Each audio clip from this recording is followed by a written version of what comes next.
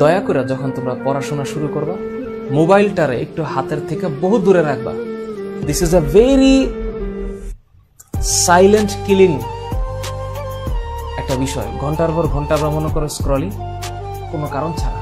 মনকে বুঝাইতে পারে না, মন বোঝে যে এটা একটা টাইম ওয়েস্ট হচ্ছে, কিন্তু আটকে আছি আমরা। এটা থেকে তোমাদেরকে একটু মুক্ত হতে হবে। তোমাদের তো অবশ্যই লাগবে। আমার ব্যক্তিগত জীবনে আমি যদি বলি, আমার অনেকগুলো কাজ থাকে, অনেক। সেই কাজের মধ্যে আমি যখন ডুবে থাকি, মোবাইলটাতে ধরার অনেক ক্ষেত্রে সময় হয় না। কিন্তু তোমরা যারা ক্লাস 9-এর বা 10-এর, তোমাদের তো সংসারের ভার এখনো মাথায় পড়ে নাই। যেদিন পড়বে,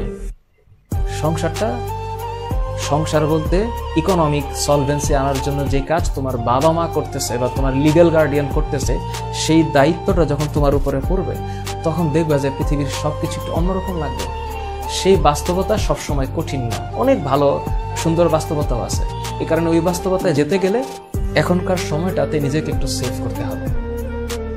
উগ্রতা, হঠাৎ করে দেখে নিব, এই করে নিব, সেই করে নিব, এগুলো থেকে একটু বিরত থাকতে হবে। আল্লাহ তাআলা ধৈর্যশীলদেরকে পছন্দ করেন। ইন্নাল্লাহা মা'আস সাবিরিন, একটু মাথা রাখতে